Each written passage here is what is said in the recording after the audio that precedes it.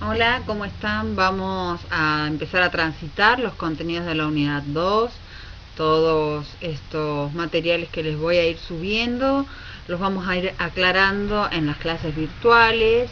Recuerden que son espacios de encuentro para aclarar todas las dudas, incluidas aquellas que vienen de arrastre desde el comienzo de la materia.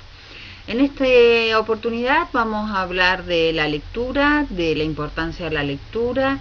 La posibilidad de interpretar un texto escrito nos abre horizontes y nos permite poner en juego nuestra actividad psíquica y todos los saberes previos, pero también nos expone a reconocer cuáles son nuestras limitantes, y aquí es importantísimo poder tenerlo presente porque frente a la incomprensión de algún texto o algún término es importante incorporar la práctica de la búsqueda, ¿sí? Sí, hoy es muchísimo más fácil que en otras oportunidades o en épocas anteriores poder desentrañar qué significa un término, por ejemplo. Entonces, si hay una palabra que no entiendo, lo que tengo que hacer es buscarla, googlearla, es lo más sencillo hoy en día.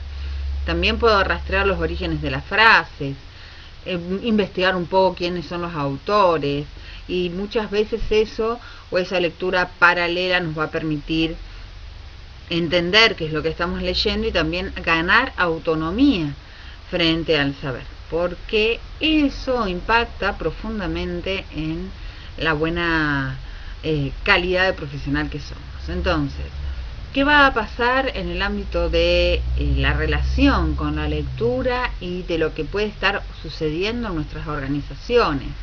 Cuando uno piensa en un ámbito empresarial u organizacional, cree de base que va a encontrarse con personas que manejan la lectoescritura con cierta fluidez.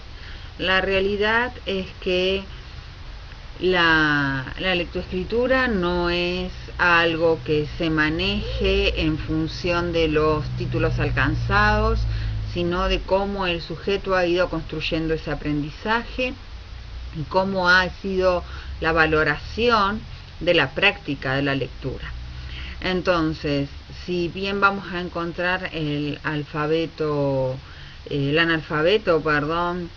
básico, el analfabeto total, que es aquella persona que no ha tenido ningún contacto, ningún proceso de escolarización, y a veces, aunque les parezca mentira, están en las organizaciones, y a veces los registros de los recursos humanos no nos lo dicen.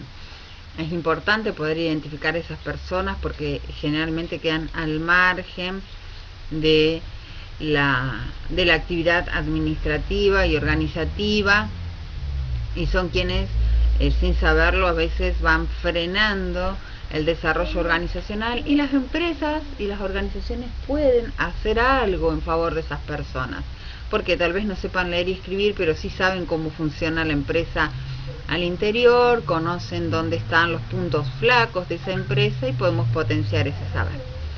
Pero cuando hablamos del analfabeto funcional, estamos hablando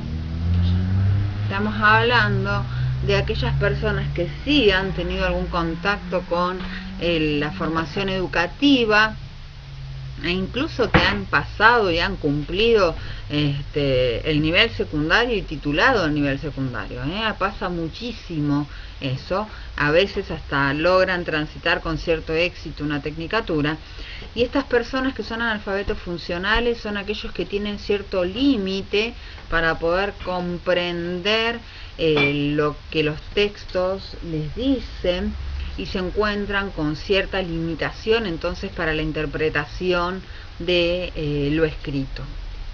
El analfabeto funcional entonces también debe ser detectado, porque si yo envío una orden escrita, una impronta escrita, le va a ser muy difícil poder interpretarla y por lo tanto llevar adelante la acción que se espera que ejecute. Hay distintos niveles, entonces, en función de lo dicho, hay distintos niveles que tienen que ver con la lectoescritura o con el manejo de la escritura. Entonces, lo que vamos a ver son los niveles ejecutivos, son aquellos que tienen capacidad para leer en voz alta, que además ejecutan una buena comprensión lectora, que manejan el recurso para poder ampliar o desentrañar significados por asociación. El nivel funcional, que conoce bastante bien cuáles son las características de los distintos tipos de texto y pueden manejarse en el día a día en la interpretación de esos textos. El instrumental, que es aquel que se ejecuta en la búsqueda de información precisa, de conocimientos necesarios para poder desarrollar tareas y que tiene solamente ese objetivo. Y el nivel epistémico es aquel que desarrollamos cuando tratamos de aprender y de ampliar nuestros conocimientos. Es el espacio que nos permite reflexionar y usar y jugar con las palabras para poder ampliar también nuestra forma de entender ese universo escrito. Estos son entonces los niveles en los cuales podemos manejar la lectoescritura y lo que vamos a hacer o el nivel que podamos manejar tiene que ver mucho, como les decía antes, con el proceso de aprendizaje que hayamos tenido. Que no tengamos una base endeble, flaca respecto del manejo de la lectura, no quiere decir que no la podamos mejorar. Es cuestión de practicar mucho y de incorporar conductas que tienen que ver con la búsqueda de los significados. Insisto, hoy en día es mucho más fácil que antes, para poder ir ampliando nuestro capital cultural y así superar cualquier tipo de limitación que nos presenten los textos que vayamos a leer. Acá quiero hacerles una aclaración: los tipos de lectura no tienen que ver con los niveles que podamos manejar de lectura. Los tipos de lectura tienen que ver muchas veces con lo contextual, con lo que estamos buscando a la hora de vincularnos con un texto escrito. La lectura extensiva es la que se hace por placer, por interés, es esa lectura que nos lleva a meternos, a escudriñar dentro de los significados de los textos, a vincularlos con otros. La lectura intensiva, por otro lado, nos lleva a la búsqueda puntual de un elemento, de un texto, a tratar de ampliar información sobre un determinado contenido.